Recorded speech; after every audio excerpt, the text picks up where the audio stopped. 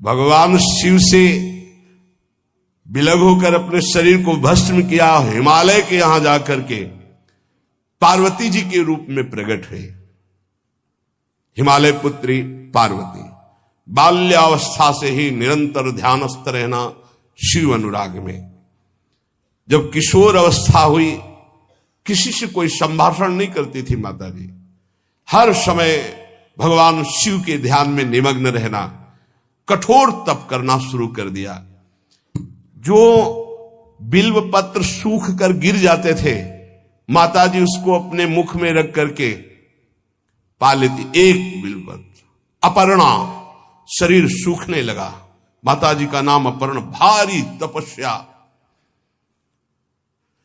भगवान शंकर को एकदम बोध हुआ कि सती का जन्म पार्वती के रूप में हिमालय के यहां हो चुका है और वो हमारे लिए कठिन तपस्या कर रही है। तो सप्त ऋषियों को बुलाया और उनसे कहा कि जाओ इनके प्रेम की परीक्षा लो। जानते हैं, सब कुछ जानते हुए भी ये होता है। जैसे लोग कहते हैं भगवान जानते हैं अपने भक्त को, तो परीक्षा क्यों लेते हैं? तो पढ़ाया तो टीचर ने ही है, तो सालाना परीक्षा तो होगी ही कि तुम क्या पढ़े हो। ऐसे ही तुम्हारे प्रेम की परीक्षा होगी। तुम हरि को चाहते हो या हरि की रची हुई माया को? हरि की हुई रची हुई माया में आकर्षित हो गए तो 0 आ जाएगा। वो हरि की तरफ देखते रहे, माया से बच गए तो नंबर आ जाएंगे। 100 के 100 आते हैं, यहां 98-96 नहीं आते। 2 ही चैप्टर हैं, हरि पसंद कर रहे हो या हरि की माया? हर भक्त के सामने आता है। तो प्रायः लड्डू ही खाने को मिलता है, बचता वही है जो मामे वे प्रपद्यन्ते माया में ताम तरंति थे, केवल हरि।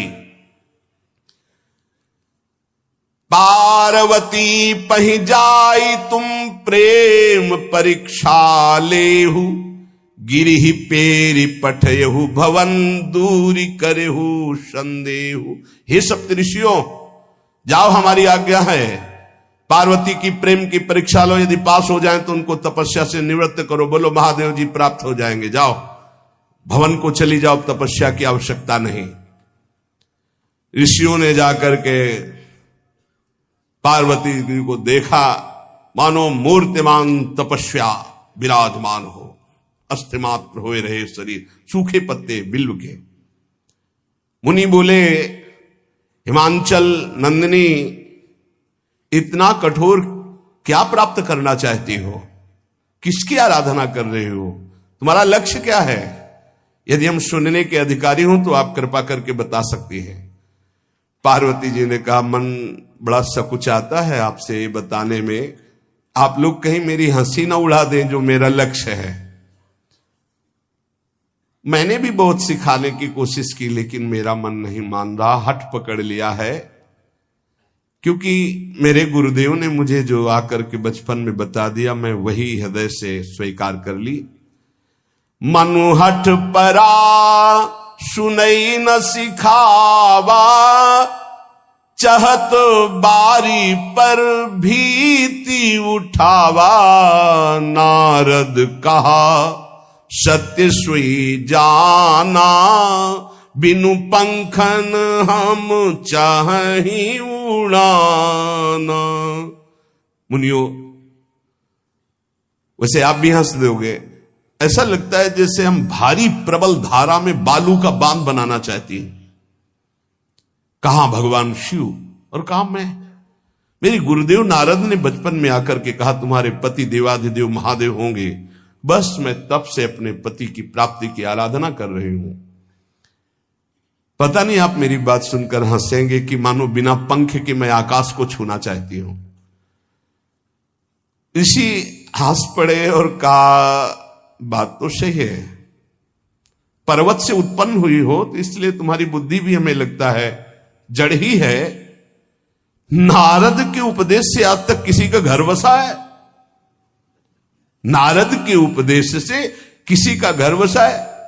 अरे जिस जिसका उपदेश किया उसको बैरागी बना दिया, गृहस्थी तो बनाया नहीं। नारद उपदेश सुनकर किसी का घर बसा हो ऐसा तक प्रमाण नहीं है। देखो, दक्ष के पुत्रों को उपदेश किया, 10,000 एक को 1,000 एक, लौट कर नहीं है, सब 1000 बार आकर के, सैकड़ों बार आकर महादेव जी भी कहें कि अपने गुरुदेव के वचन छोड़ दो, तो मैं अपने गुरुदेव के वचनों का त्याग करने वाली नहीं। आप जा सकते हैं, बहुत जगत में कुंवारी कन्याएं और कुंवारे वर हैं, उनका ब्याह करा दीजिए। मेरी तो केवल एक ही बात रहेगी, हर जन्म महादेव जी के लिए। समस्त सप्तऋषियों ने साष्टांग दंडवत की और कहा, जगदम्बा आप नित्य शिव की अर्धांगिनी, भगवान शिव ने ही मुझे भेजा था आपकी परीक्षा के लिए, जाओ।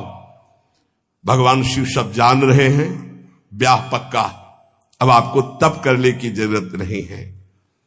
तुम माया भगवान शिव, सकल जगत पितुमात, नाई चरण सिर मुनि चले, पुनि पुनि हर्षत गात। प्रणाम करके सप्तऋषि गए, हिमांचल से कहा, सादर अपनी कन्या को लिवा लाओ और ब्याह की तैयारियां शुरू करो। महादेव जी ब्याह के लिए पहले से ही राजी हैं और समस्त देवता ब्रह्मा जी आदि उनके पास जा रहे हैं प्रार्थना करने के लिए। इधर जब पार्वती जी को लेकर हिमालय अपने घर पे आते हैं, तब भगवान विष्णु, समस्त देवता, ब्रह्मा जी कैलाश पहुंचे, जहां भगवान शिव विराजमान थे। सबने स्तवन किया और कहा, प्रभु बहुत दिन से एक लालसा है, सकल सुरन के हृदय शंकर परम उछाहु, निज नैनन देखा चाहे, नाथ तुम्हार विवाह। भगवान विष्णु, ब्रह्मा जी, समस्त देवताओं ने कहा, प्रभु हम सबके मन में एक उत्साह है, आप दूल्हा हो, हम सब बराती हो, आपका विवाह देखना चाहते हैं। प्रभु ये उत्सव देख ले तो हमारा जीवन सार्थक हो गया, आप हां बोलो। कामदेव के मद को चूर करने वाले आपको दूल्हा रूप में देखना चाहते हैं हम सब। स्वामी का स्वभाव होता है सेवक को सुख देना। पार्वती जी ने अपार तप किया है आपके लिए, आप उनको अंगीकार कीजिए। भगवान विष्णु ब्रह्मा जी की प्रार्थना सुन करके भगवान शिव जी ने कहा, तथास्तु, ठीक है ब्याह पक्का। देवताओं ने नगाड़े बजाए, फूलों की वर्षा होने लगी, देवाधिदेव महादेव की जय के नारे कैलाश में गूंजने लगे। सप्तऋषि भगवान शिव के पास आए, कहा, प्रभु बड़ी अनन्य है पार्वती जी आपकी, अखंड प्रेम है। गुरुदेव आपके चरणों में हमने बड़ा छल करके उपदेश किया, लेकिन उन्होंने जैसे कि कहा आपने कि कई बार सत्संग में बताया कि भगवान के न्याय का रजिस्टर थोड़ी देर में खुलता है, और जब हमारे साथ दुनियावी न्यायालय में भी अन्याय हो रहा हो और हम न्याय के लिए पूरी तरह से भगवान पर आश्रित हों, पर ऊपर से भगवान का रजिस्टर खुलने में देरी हो जाए, तो मन बहुत दुखी होता है। कृपया आप हमारी तरफ से लाडली जी को प्रार्थना करें, न्याय का रजिस्टर जल्दी है। एक विधान बताओ, यही कि तुम यही देश के ऐसा न समझे कि अगर कोई चोरी करते हुए विचार करते हुए पकड़ा जाता है तो उसको पहले जो अपने छोटे अधिकार के अंतर्गत है तो उसको प्रताड़ित किया का, उसको बंधन में किया जाता है, फिर उसको पहुंचाया जाता है, फिर उसको पॉइंट जमा किए जाते हैं, फिर न्यायाधीश न्याय करता है। मतलब ये सब करते करते वर्षों व्यतीत हो जाते हैं और अपने को लगता है कि अगर उसने किया तत्काल वर्तमान में दंड मिले तो समाज देखे ना कैसा है, पर ऐसा सिद्धांत नहीं है। ऐसे ही ये हमारे भगवान की दयालुता है, उनकी कृपालुता है। तुम्हारे जाम काम अब जा रहा, कोई भयानक पाप हो गया। अरे अब लगे शंभु रहे सभी कहा रहा, अभी आपके पास तुम्हारी नजर में अभी तक भगवान भिखारी थे और अब काम को उनकी कृपालुता को देखो। अरे हम क्या करते हैं कि हमने भगवान को कभी की आराधना की, हमारे दूसरे को देखते सोचते इसको दंड मिलना चाहिए, इसने ऐसा किया। अगर हम लौट करके वही कानून अपने ऊपर लागू करें तो क्या होगा? तो शिव को सदा ही योग संपन्न ब्रह्म बोध लौट कर आइए, आप अपने हृदय में आइए, वचन और कर्म से, मन से। हो मैंने यदि भगवान अगर शिव को इतना लंबा समय न दिए देते, तुरंत हमें नरक भेज देते तो हमारे उद्धार का कभी अवसर ही ना था। हमारे द्वारा इतनी गलतियां हैं, काम रहित, ईमानदारी से देखो। तो निश्चित मुझे यहाँ जैसे चर्चा हो रही तो एक भागवती की स्थल है ना भगवान शिव के पास, यहाँ बेपर्द होकर के आप सोचिए कि आप जो सामने वाले को दंड देने के लिए इतना अंदर से उत्साहित ब्रह्मा जी ने अगर वो कृपालु रची जिससे आप प्रार्थना कर रहे हैं, बुलाया वो लौट करके आपकी तरफ देख ले, तो क्या आपके बचने के चांस हैं? क्या आपके कल्याण का कोई मार्ग है? क्या आपके सुख का कोई रास्ता रह जाएगा? नहीं रहेगा। दिन नक्षत्र घड़ी 1 मिनट नगाड़े बजने लगे, देवताओं के लिए 20 वर्ष के पाप नष्ट करने सुमन वृष्टि हुई। हम तो हम सर्व पापेभ्यो मोक्षयिष्यामि, ब्रह्मा जी ने सबको बुलाया। हम अपने द्वेष को मिटाने के लिए अपनी अहंकार दिया, बड़े बड़े पर्वत भगवान तुरंत उसका सर्वनाश होना चाहिए, लेकिन वो भी भगवान का बच्चा है, जैसे तुम भगवान के बच्चे हो। जैसे तुमसे गलतियां हो गई और अभी तक ना तुमने स्वयं प्रायश्चित किया है ना उनका दंड मिला है, ऐसे उसको भी मनाओ कि भगवान इसकी बुद्धि शुद्ध कर दे, इसको क्षमा करे और इसका मंगल हो। हम भगवान को कोसने लगते हैं कि उनको जल्दी दंड देना चाहिए। अरे नहीं, अगर जल्दी दंड देंगे तो हमारा सबका हाल हो जाएगा जो दुर्गति होनी चाहिए। बोलो अंदर से बोलो, हमारी बात को आप काटो।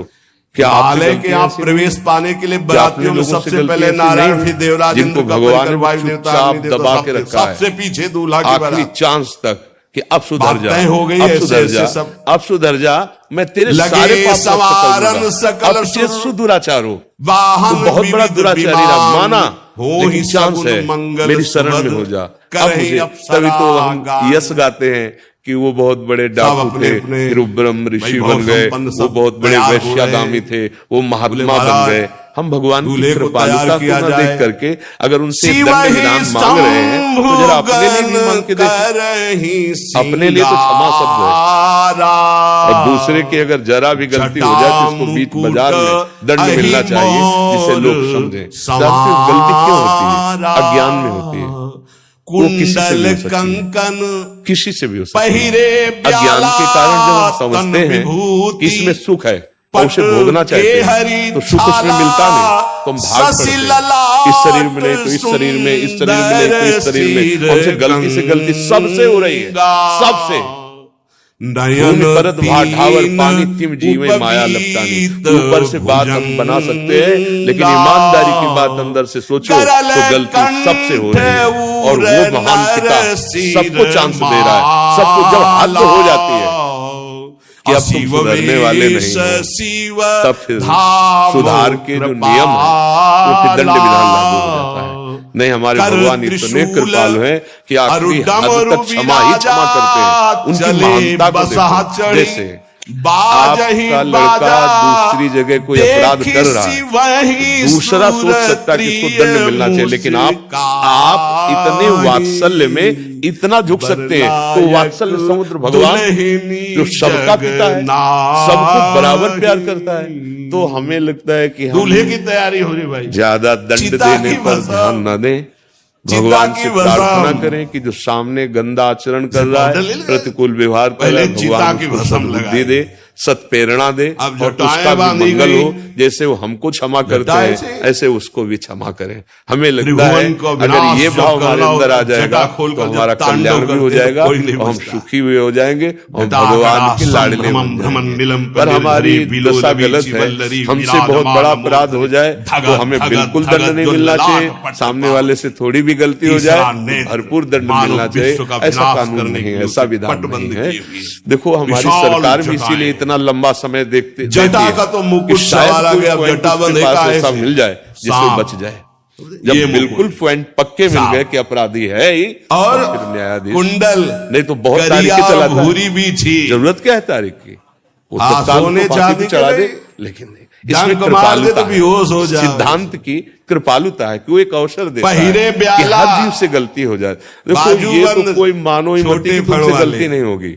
नहीं, अभी तक के अपने रजिस्टर को देख लो आप, कोई पनिया हमें तो यही लगता है कि भगवान जैसे हमें क्षमा किए ऐसे सबको क्षमा करें, जैसे हमें सद्बुद्धि दे ऐसे सबको सद्बुद्धि दे और कृपा करके गले के माला सबका मंगल करें, सबको आनंद प्रदान करें। तभी हम क्या चाहते हैं? अपना आनंद चाहते हैं और दूसरों का यही तो बुद्धि बिगड़ती चली जा रही है। नहीं, हम अपने शरीर सुख के लिए दूसरे के शरीरों को आग लगा रहे हैं, भूंज रहे हैं, खा रहे हैं, जिसे आप मुकुट द्युति का चंद्रमा, कैसे सुंदर सिर गंगा, कैसे कैसे तुम्हारी बुद्धि भगवती गंगा, इसलिए भगवान सबका मंगल करे। हाँ, ये के बीच से गंगा जी कि हमारी नयन तीन होनी चाहिए कि हम गलत ना बंद है, गलत करने का अवसर भी न दे।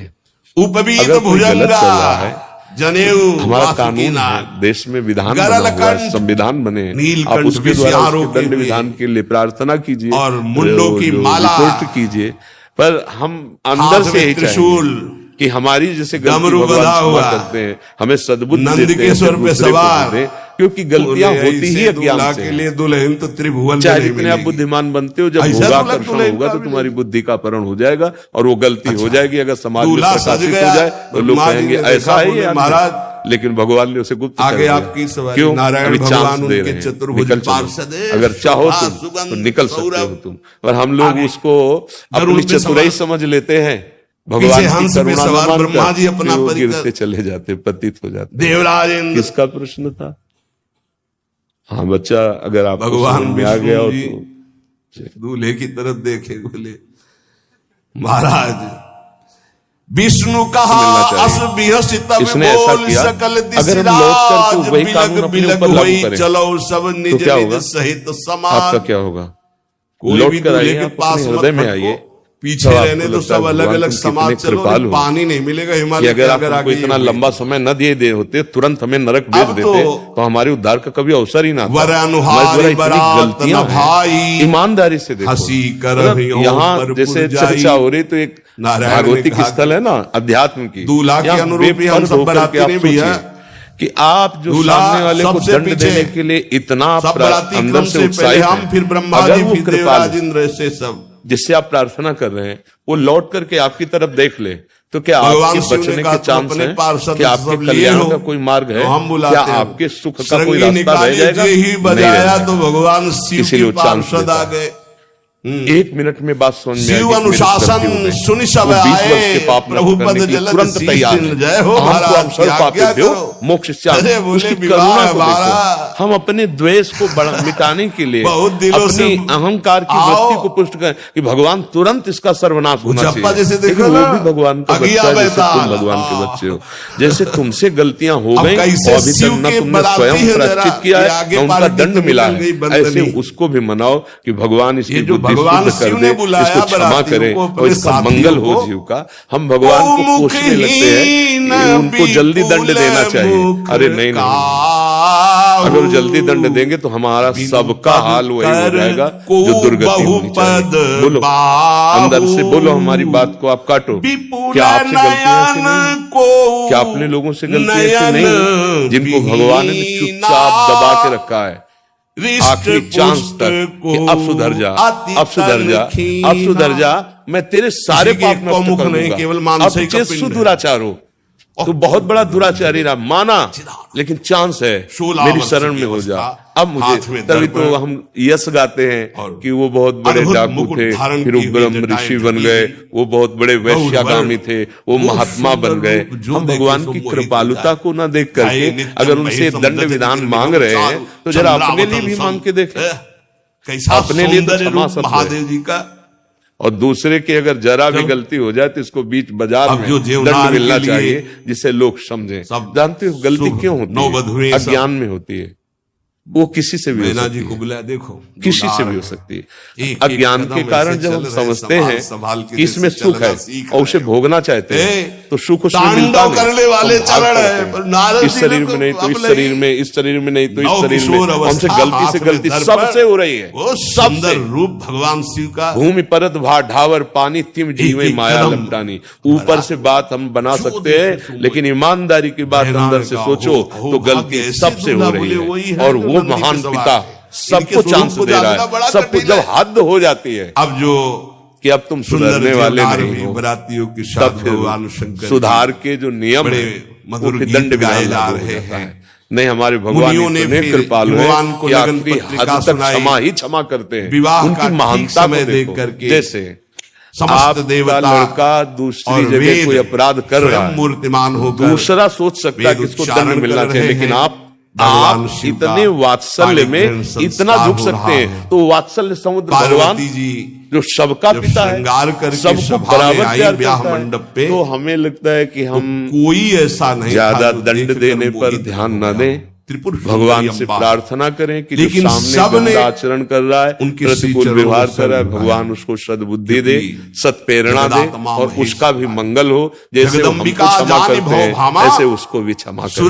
हमें लगता है अगर ये भाव हमारे अंदर आ जाएगा तो हमारा कल्याण भी हो जाएगा और हम सुखी भी हो जाएंगे और भगवान के लाडले बन जाएंगे। पर हमारी दशा गलत है, हमसे बहुत बड़ा अपराध हो जाए तो हमें बिल्कुल दंड नहीं मिलना चाहिए, सामने वाले से थोड़ी भी गलती हो जाए तो भरपूर दंड मिलना चाहिए। देखो हमारी सरकार भी इसीलिए इतना लंबा समय देती है कि शायद कोई पॉइंट उसके पास ऐसा मिल जाए जिससे बच जाए। जब बिल्कुल पॉइंट पक्के मिल गए कि अपराधी है ही, तब फिर न्यायाधीश में बैठे, नहीं तो बहुत तारीखें चलाता है। जरूरत क्या है तारीख की? कपूर और तत्काल उसको फांसी पे चढ़ा दे। इसमें कृपालुता है, सिद्धांत की कृपालुता है, कोई एक अवसर देता है कि हर जीव से गलती हो जाए।